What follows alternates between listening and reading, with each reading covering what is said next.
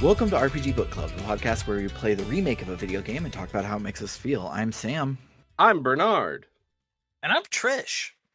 And today we will be continuing our playthrough of Persona 3 Reload, covering the month of September, specifically stopping on October 6th. But before we get to all of that, how was y'all's week? So, I don't want to talk about politics. Yes. But my whole brain has been consumed with politics this past month. Politics Twitter has just been so entertaining because of how absolutely wild it's been. And the fact that in some ways it's been wild in things might not be as bad as they could be ways, which makes it not feel like doom scrolling sometimes. So I've been on Twitter way too much. That's mostly what I've done. Meanwhile, I don't use Twitter. Good. For many reasons. I haven't used Twitter in a very long time. So instead, I, however, have been focused kind of on politics in a way. So I like when I'm doing other things, like, say, playing Persona 3, whether that be Reload or Portable. I like to have a video on in the background when the game doesn't take my full attention. Like if I'm in Tartarus for an hour or two, I want to have something playing.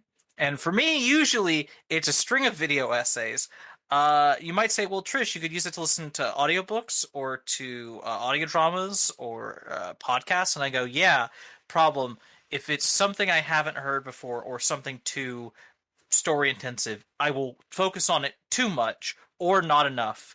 And it doesn't work. It has to be video essays. I don't know why my ADHD brain is like this. And so the last week or two, I've also been focusing on politics, but mostly because I've been digging through Big Joel's channel and listening to a lot of his videos, many of which are very politics related. And truly, with so many of these things he'll focus on, like I do at this point wish I knew less about, say, Jordan Peterson, because fuck him. Ugh, gross. That's mostly been what I've been doing. Other than that, the only other thing is I went a couple days ago. I went to the courthouse, the nearby courthouse in Worcester.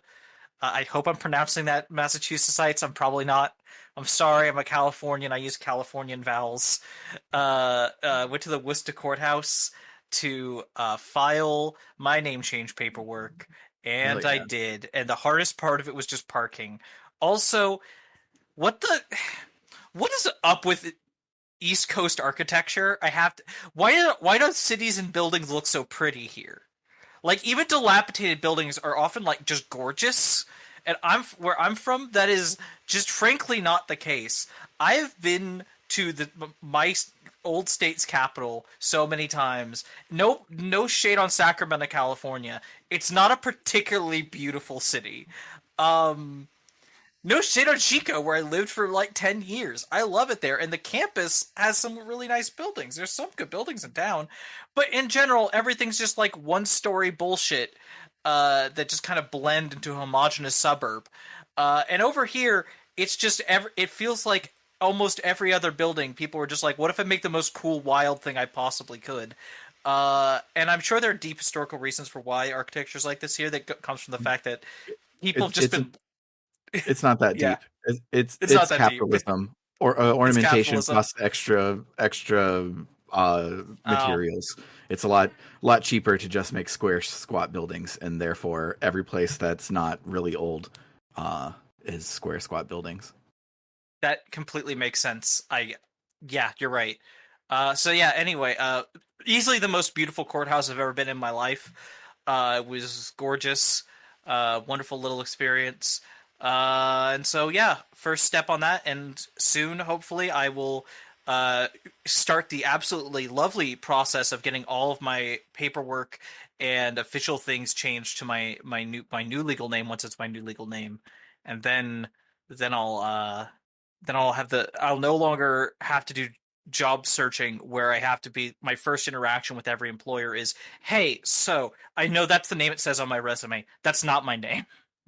Don't call me that, please. But that's my week. So yesterday after soccer, we took the kids to a new park that we found that's relatively close that has a splash pad on it.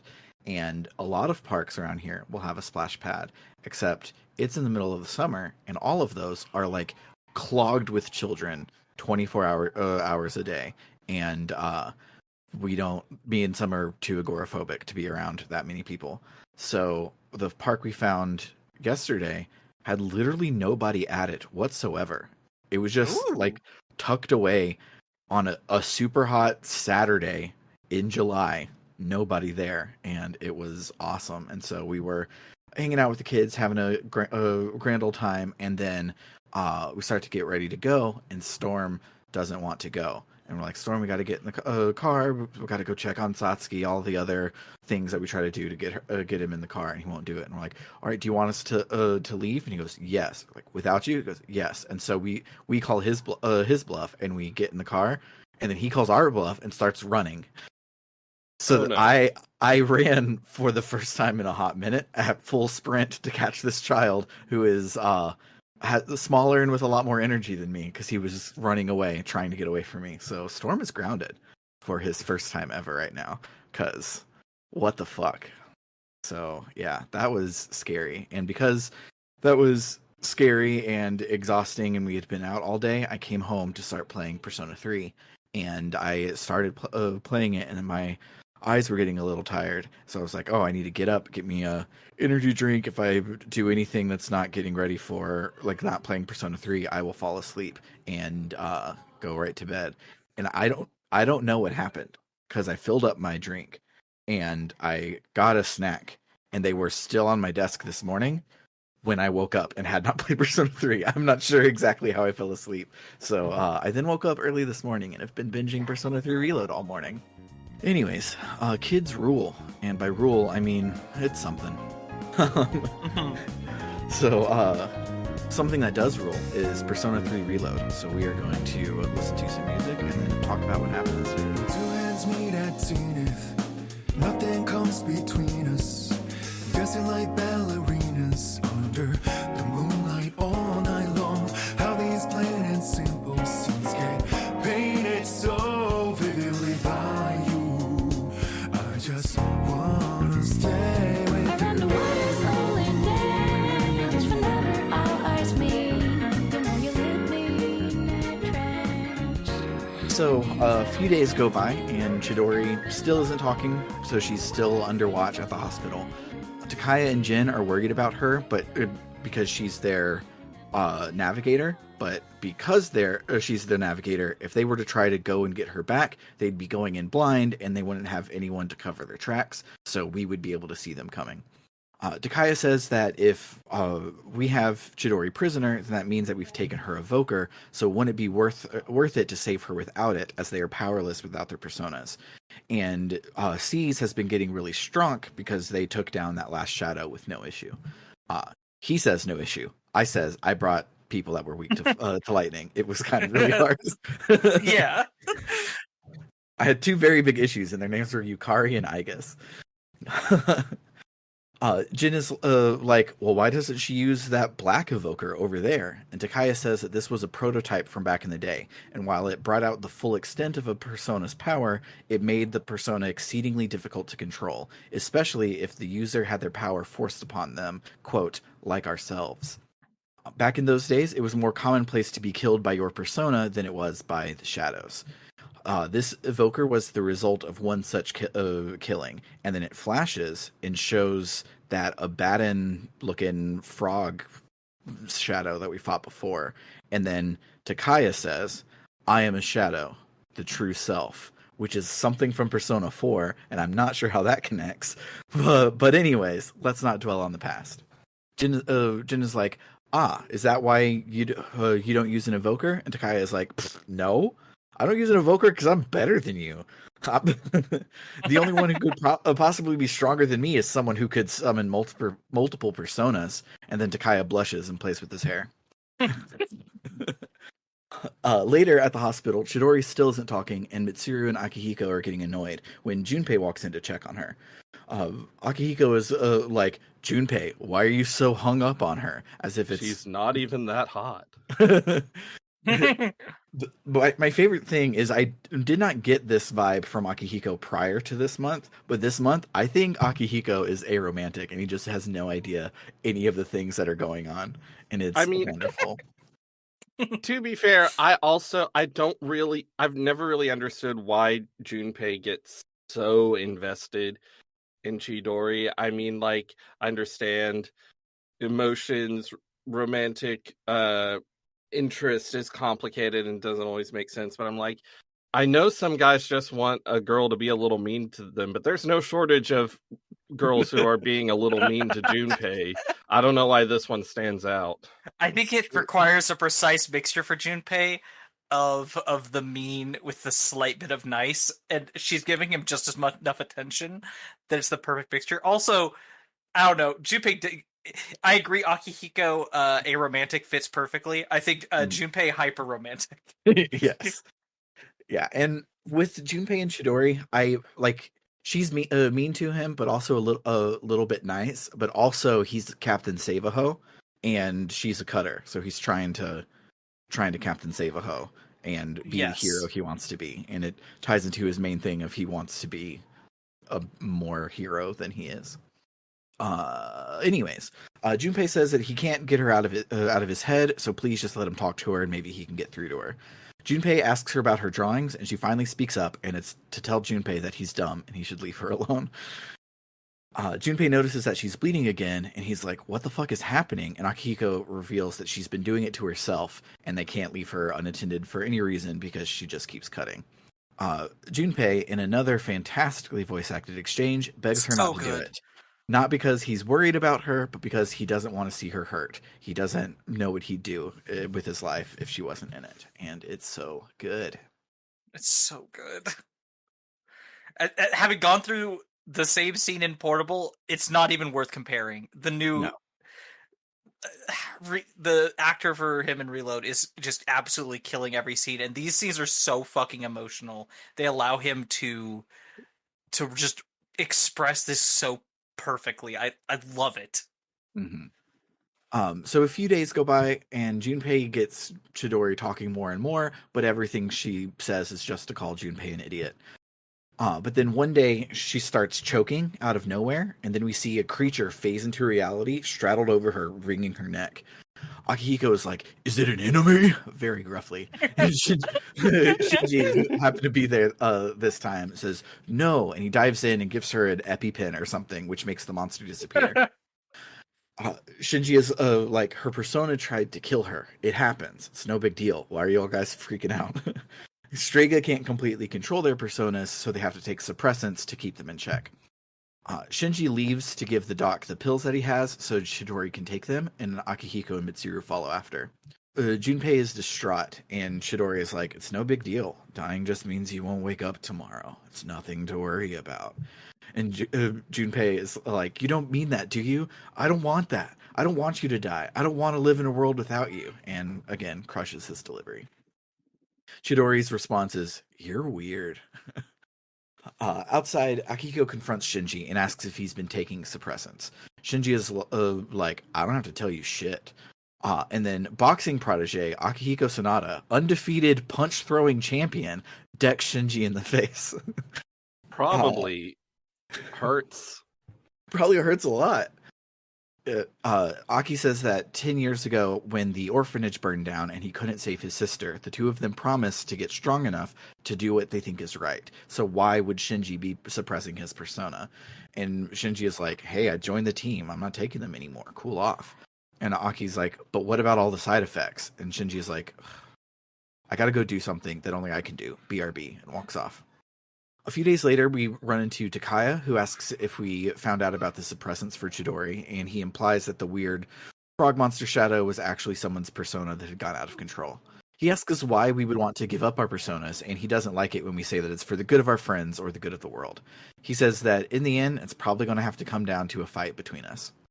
Back at GeckoCon, it's time for the Culture Festival, but a typhoon comes through, and so it gets canceled. Junpei asks everyone what they're going to do over the break, and everyone is basically like, it's a typhoon. I'll probably not do shit. I'll sit in my room and read or something. And Ken says, I'm going to go pray at the shrine. There's a wish that I still need granted.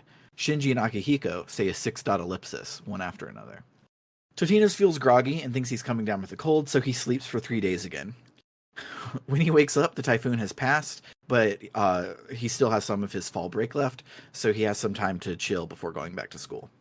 The day after break, we have to take down the decorations and stuff from the culture festival that never happened. And in a fantastic scene, your entire polycule comes to hit on you, and Kenji and Junpei strike out real hard, and it's amazing.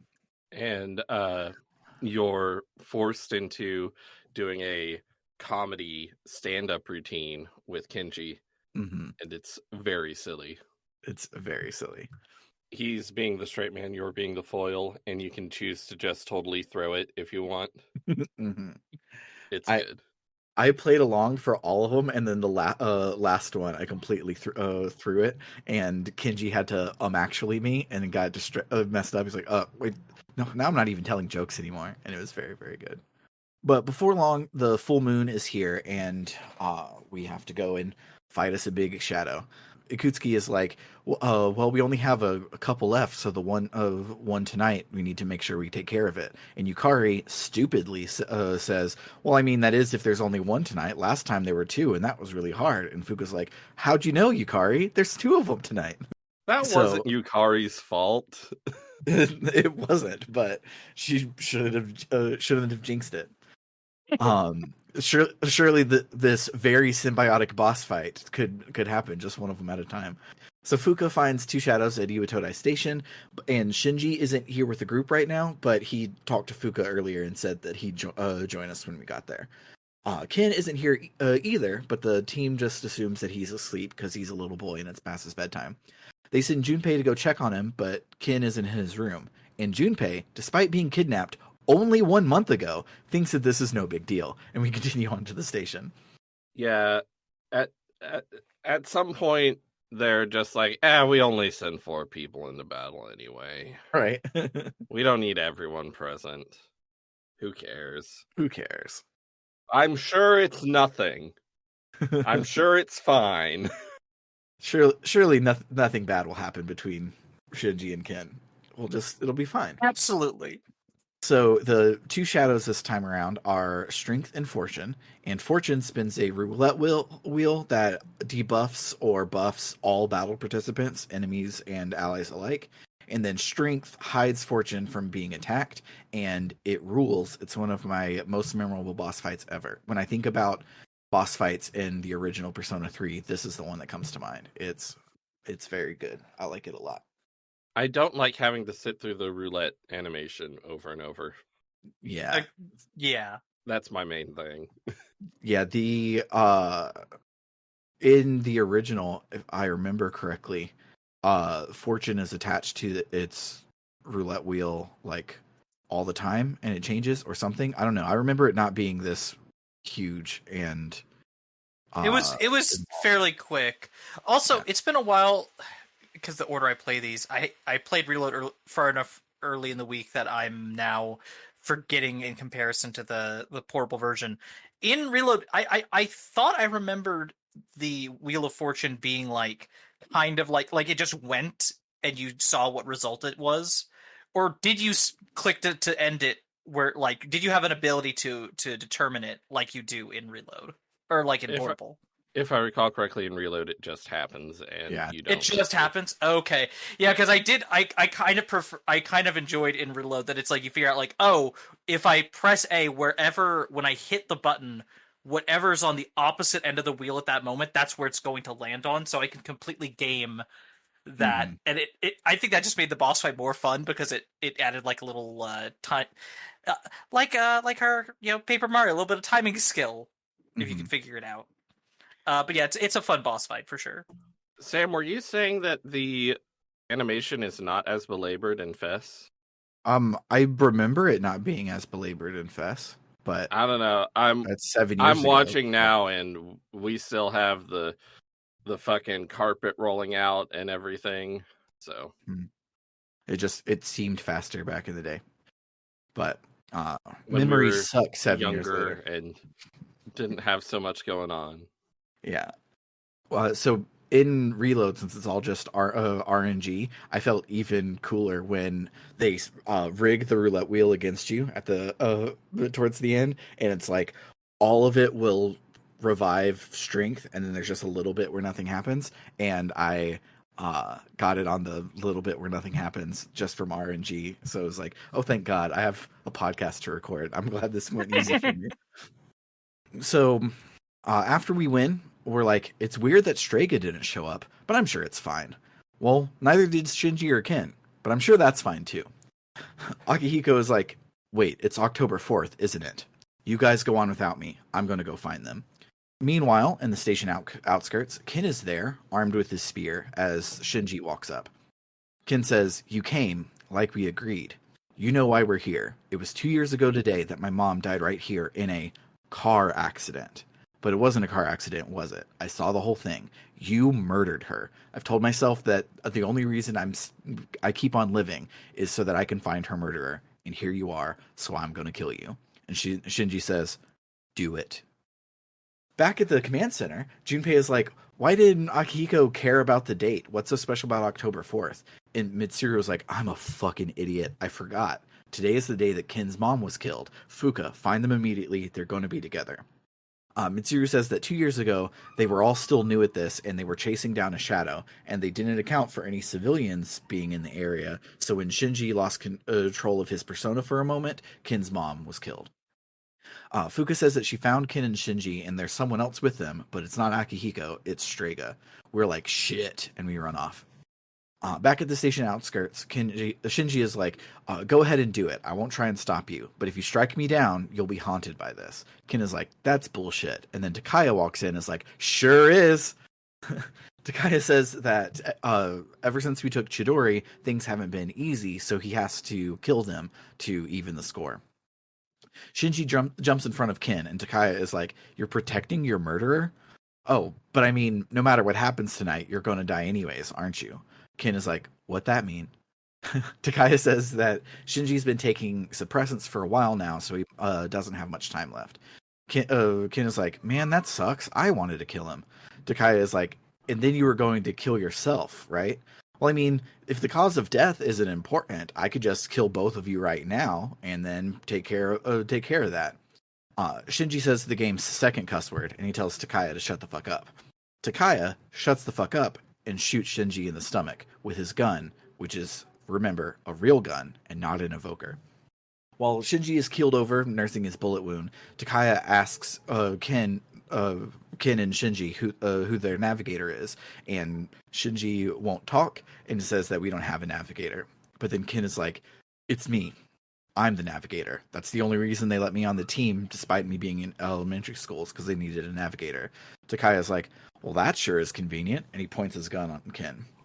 What I found funny about that was I was just like, wow, Ken's explanation he just made up makes more sense than what actually happened.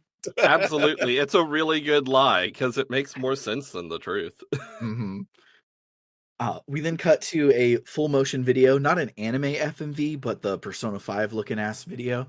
And Ken closes his eyes, ready to accept his fate and join his mom. But as Takaya takes aim, Shinji jumps up from the ground and covers Ken with his body, taking the bullet in the back to protect him. Takaya's like, what was that for? And then the rest of the party shows up, so he's like, got a blast, and runs off. The party tries everything they can to help Shinji, but he's too far gone. Aki, in an extremely heterosexual moment, cradles his boyfriend in his arms, and Shinji says his last words, which are, Aki, take care of him for me, this is how it was supposed to be, and dies. Ken, Aki, and Koromaru howl into the night, and the party returns to the dorm in silence. It's really good. It's so good. So I didn't know this was coming. Like I knew ahead of time that Aragaki was a limited time party member. I was more leaning towards I was like, oh, is he gonna he's gonna switch to Strega or something? I was not expecting him to fucking die, and it killed me. I I figured you weren't expecting that, seeing as last week you said flippantly, "We need to cut some people." And I was just like, I'm not gonna say anything. It's funny because it hurts so much. Yeah, There have been like several times where you've said something, and despite us not having our cameras on, me and Bernard have like locked eyes, being like, we kept it from you, and we succeeded. So, yay Oh, us! good Poor for Shinji. you. I have more thoughts on Shinji and what thoughts I've been having since this scene, but we'll mom's that. Yeah, we'll get there. Koromaru howling during this scene, Oh, like over Ken's screams and everything, is a choice I feel like could have not worked, but it really worked really well. It did. mm-hmm. While tonight was a terrible tragedy, tomorrow we still have to go to school. And at school, they hold a memorial for Shinji, despite him never actually going to school. Also, despite the fact this is like they planned out this memorial service, got all the flowers there and everything. He died like 8 hours ago. How did they get this organized so quickly? The Kirijo group runs the school. Oh, I guess, yeah, and one, know, and two, have the resources. I have a to feeling do whatever the fuck they Mitsuru. want. I have a feeling Mitsuru herself probably oversaw a lot of that herself. They can expedite a florist and everything. My girl. So after the assembly clears out, Akihiko has a moment with the memorial for Shinji. He talks to Shinji as if he's there and has and apologizes for focusing on becoming stronger, not being there for Shinji. It's really, really touching. And the loss of his friend fills him with determination, and his persona digivolves to Caesar. And is the first one of the group to do it, and the only one that does it because of plot. It just kind of... No? Actually, the first party member to go through this is Koromaru. He went through this before the game started. Yes, I heard my friend pointed this out. I didn't know that. So, yeah, because... Oh, go ahead, Bernard, you explain. Well, in the original, when your persona digivolves, you get access to higher skills and stuff. In Reload, they altered that mechanic to you get a new theurgy when your persona digivolves, and you always had access to the higher skills if you were high enough level. Koromaru has both theurgies from the beginning, and there is actually a optional line later on where it's explained, where they comment on Koromaru had 2 theurgies from the beginning. Oh, it's because his persona must have digivolved back when he lost the priest and everything. That's Koromaru's the best. I love him. He's so good. I love him. So, after school, the C's all gathers to discuss what they're going to do with Ken having tried to murder one of their friends. Aigis goes to retrieve him from his room, but he's not there. He pried his window open and escaped. Fuka wants to go and look for him, but we don't have any idea where he could possibly run to, and Akihiko says that we should just let him go, because we all choose our own path. Only Ken can choose to be here. And so we just let him go, and then we save our game, and that's where we stopped for the week. Or you're me, and I played up till November 5th because I didn't realize where we were stopping at the time. Yes. Because the next episode, it doesn't make sense to stop in the middle. So yeah, instead of doing 3 episodes worth, we're only going to do the 2 next week. But that makes sense. So yeah, since we're still on this downer note, moving into the social link section, I'm going to start with Shinji's social link because it's really fucking cool. So, it is. It's so good. It's really good. I haven't played Girl Life in Persona 3 Portable, so I don't know what his social link is like in Persona 3 Portable, but it's linked episodes. in this are really good. And yes, I love his linked episodes and his social link, I would say almost equally, but they're complementary. Neither I was so surprised when I went through and did the social links for him yesterday that they don't overlap with the linked episodes basically at all. Like it's all just new shit that just adds more texture to his character. And I think doing both, my special experience of playing both of these games at the same time that allowed me to do both was perfect in this one case. So what are his linked episodes like, Sam? So his linked episodes, he is officially on a leave of absence from school, but he still technically goes to school with us. And Mitsuru wants him to come back, so she asks Totinos to go and convince him, and it doesn't work. Shinji is like, well, we're going to stop the dark hour this year, and then I'm dropping out of school, so I don't really need a reason to go back now. It's no big deal. And also, it's funny because Mitsuru is like, Totino's, you go and talk to him. I've tried talking to him. You go and talk to him. You go and talk to him. And immediately he's like, Kirito told you to come talk to me. Yeah. Fuck you. And so you get like I think three more episodes where you hang out with Shinji, and he will open up a little bit about why he doesn't want to go to school, and then like Akihiko will show up and ruin the whole thing. And partway through, he gets the return to school form. Totinos gets it to bring it to him, and Shinji is like, I'm not going to sign these. And so Totinos is going to go and tell them that he's not coming back, changes his mind, goes and tries to convince Shinji one more time. Then the full moon happens. You can't get another Shinji until the full moon happens, and Shinji doesn't survive the full moon. So you go into Shinji's room the next day, and you find in the drawer he had signed the thing to come back to school, so it could be him, Aki, and Mitsuru again. And Mitsuru is there and reads it with you, and it's so good. I love it so much. It's so good. I'm tearing up right now. There are very few of what I would call like visual novel CG cut-ins in this game, but you get a CG of Mitsuru, yes, the three of them, and Shinji when they're from a few years ago, when they're idiots who don't know how to actually not kill people, fight anything, and also that. And it's so cute and it's great, and I love them. And I love that we get more history for these characters here. And Aragaki looks so different in like, and it's like it changes in a way. Like when I saw it, like my perception of him just like shifted in a way I can't even describe.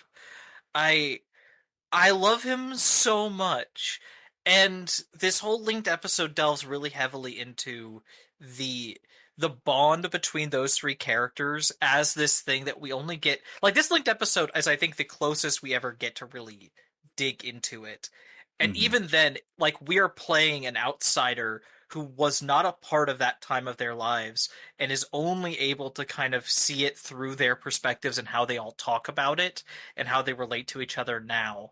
And it is still so vivid a picture of what they were like and how they have all kind of drifted in many ways. Even if Akihiko and Mitsuru are, working together still, there's clearly there's still distance between them that didn't necessarily used to be there. And yet they love each other all so fucking much. Like, it's beautiful, and it touches my heart, and then it squeezes my heart and rips it out of my chest and stomps on it. Do you want me to talk about his actual social link now, or in Memmoms? Okay, now. So generally, his social link, playing as a girl in Portable, is a night one that is available. You're only able to do it the month of October, or not October, the month before the full moon where he dies. That's the only time you can do it, and it's a thing that like you can only really do it if you do it every opportunity. And over the course of it, it gives you like a deeper personal view of him as you talk to him, and it becomes clear just how much he looks after and cares for everyone, while at the same time not wanting that because he doesn't want anyone to expect things of him. He There's a number of scenes where he cooks with Fuka and teaches her how to cook. Uh Partially a little belligerently because he's like, how are you this bad? This makes no sense. But he also like actually like really helps her learn to cook better, and ends up making a huge meal for the entire party. Like just incredibly delicious food that he and a little bit Fuka work on together. And it's this wonderful scene of everyone having this and knowing it was Shinji who did it for them. And then afterwards, him feeling like everyone keeps bugging me about that. Everyone keeps like, he's glad that they enjoyed it, but he doesn't like that they keep being like, "Oh, this is a thing you do. We could do this every so often now." And like, what you can read that as, he just doesn't like it when people like get used to him and expect things he does to be a regular thing. And I do think that's a part of it, but also it is a clear he knows he's dying, and he's trying to help out and be nice for people and do what he can for them now because he knows he's not going to be there for them later. And it's just really beautiful and touching. And to finish it off, it's one of the social links where you can't get to the 10th link unless you he mentions he's missing a watch of his, and you have to go to the police station and talk to the police officer. He finds it lost and found, and he gives you a watch in return.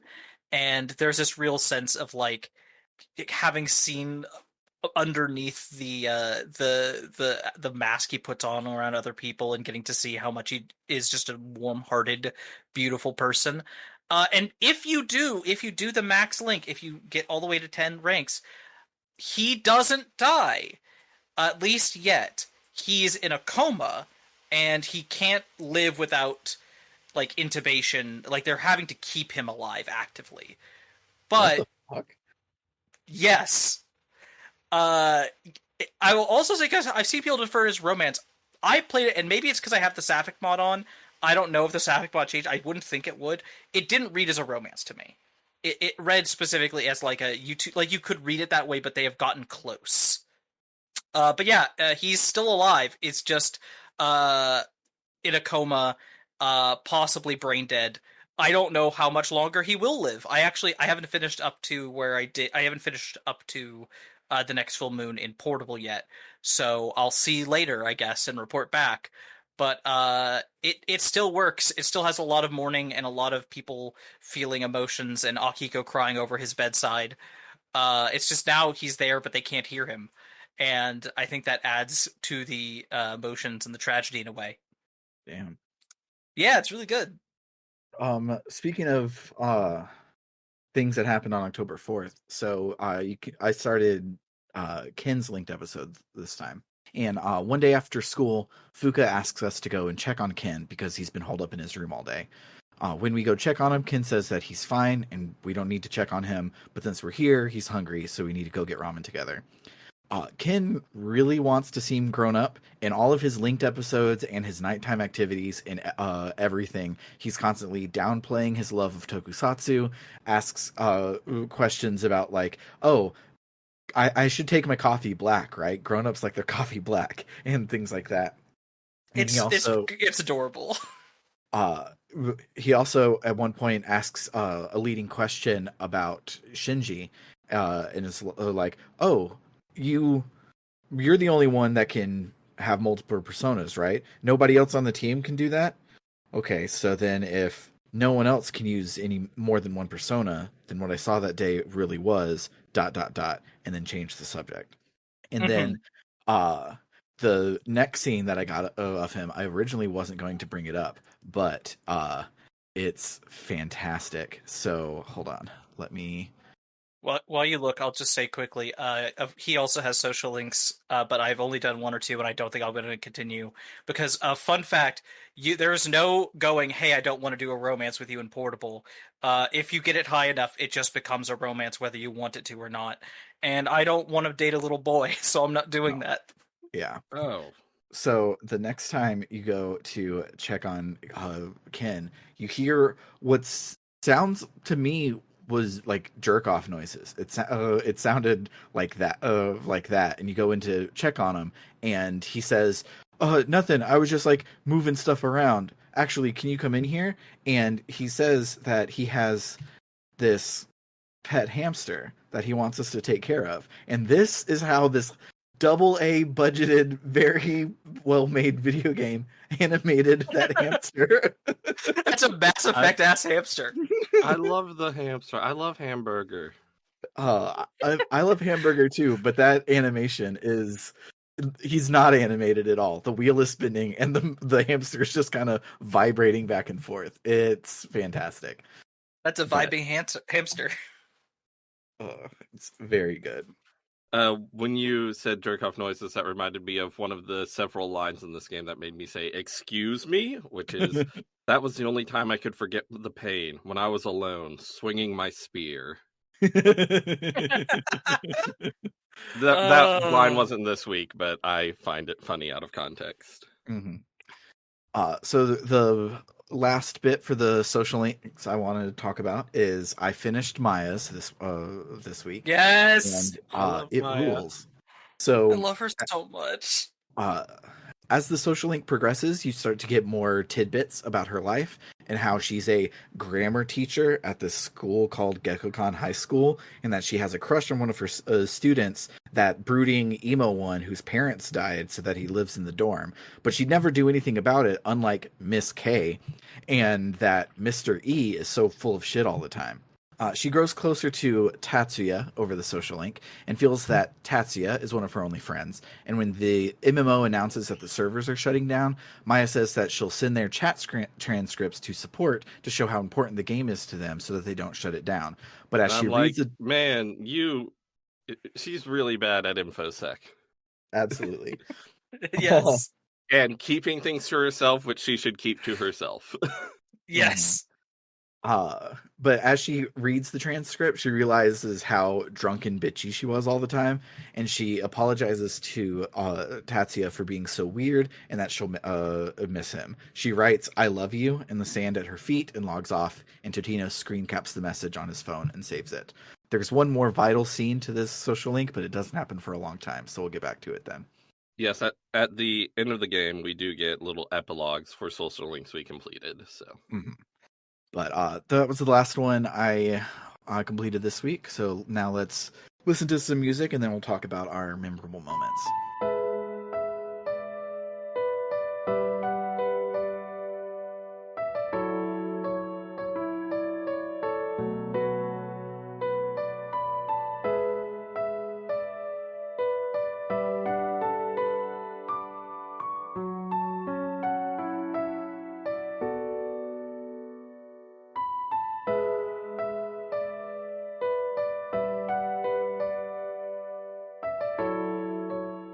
I just realized the way we structured this, we're probably going to have like 1 week near the end where we have to talk about like 7 social links. Looking at how mine, the thingy is structured, I am finishing off 2 this next month, and then I think like 3 more, and then the last episode is basically only Aegis. So it should be evened out more, but I haven't talked about Bebe in a long time, so I'm probably about to have a lot of Bebe social links. I love him. Oh, baby, I love him. So speaking of social links, so in Portable, I've mentioned I'm playing that with a Sapphic mod. I discovered this week that I didn't read the thing closely enough in that it's literally just does the dude social links for the main girl characters who you can romance, and just like changes the scene wording to be appropriate to playing as Kotone instead of Makoto. And so because of that, I wasn't actually seeing the girl social links for Yukari and for Fuka, so I decided to look those up.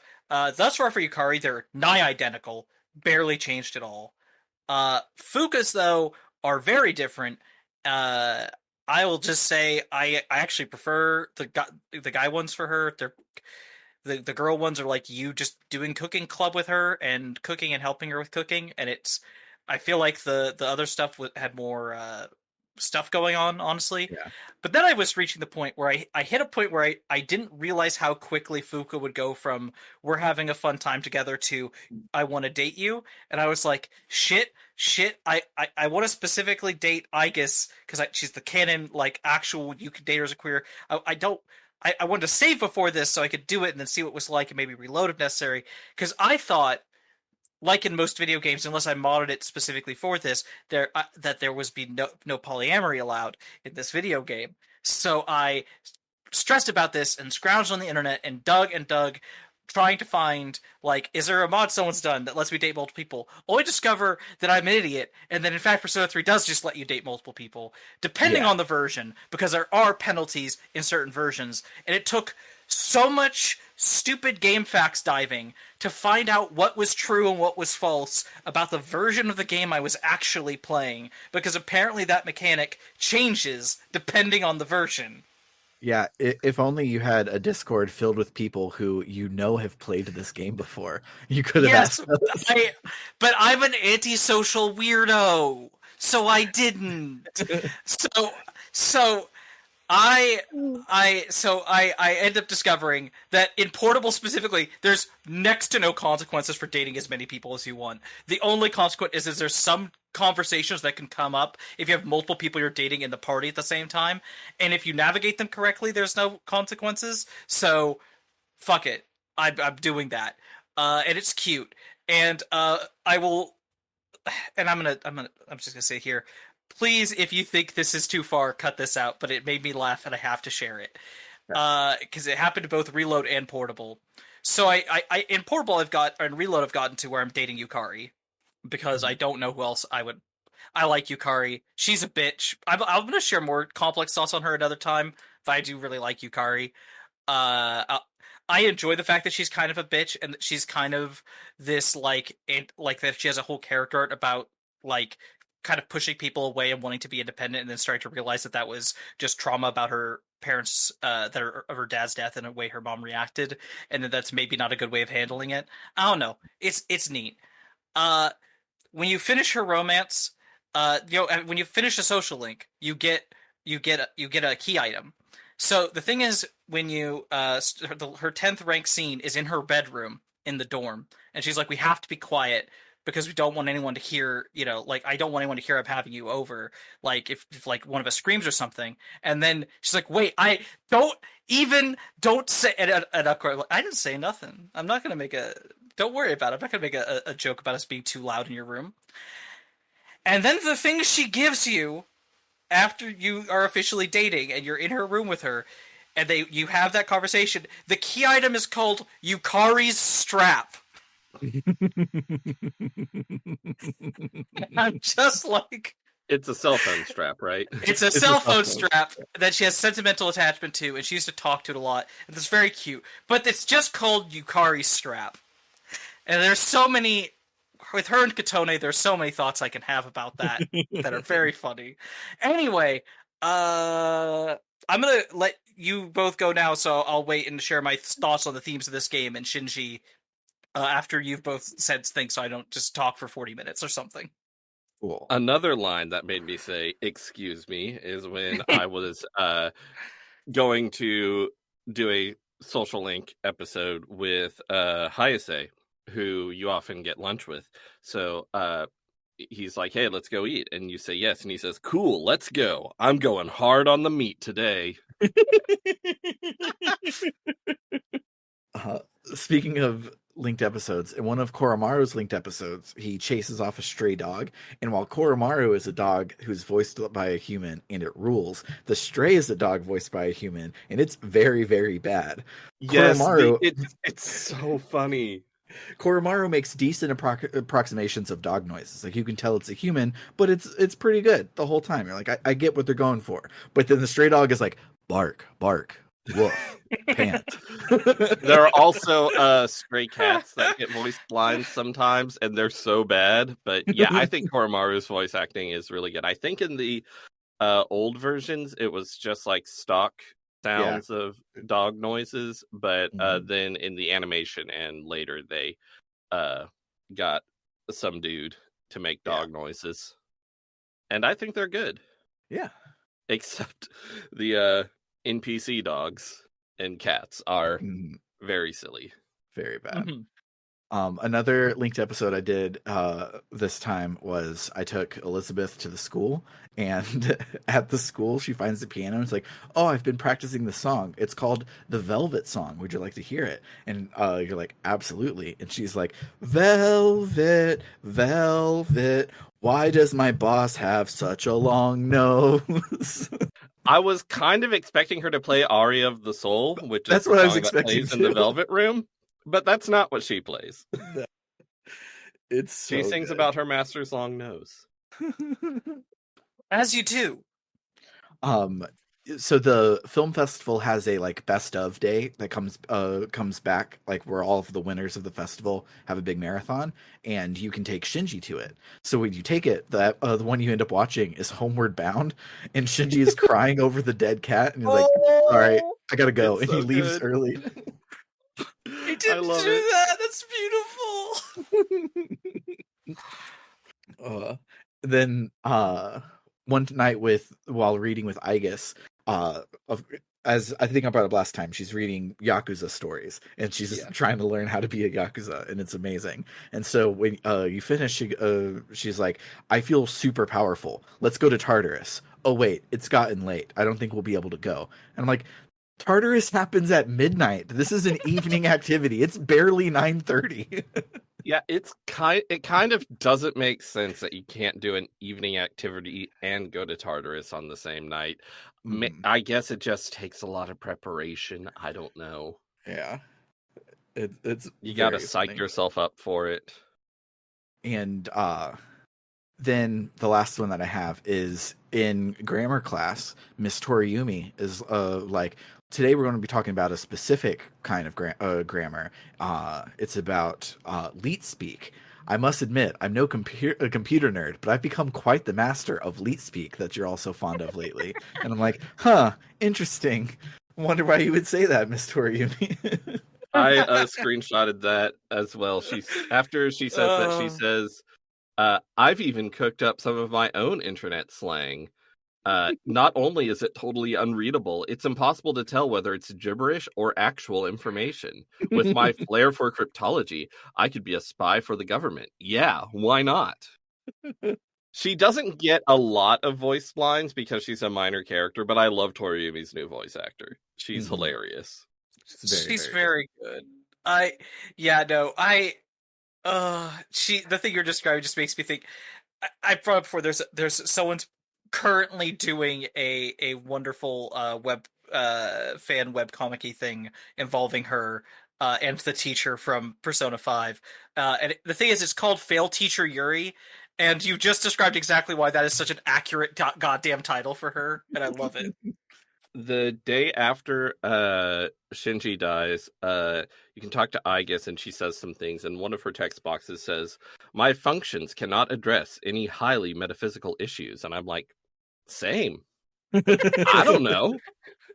Oh, speaking of Igus, in that same reading one, when she gets to the end of the Yakuza thing, she's like, I need to go and upgrade my armor plating. I need to make it be all gold with a giant picture of a dragon on the back. And you're like, what? She's like, isn't that why the Yakuzas are strong? It's because they have the tattoos on their back? It's so good. I like Igus.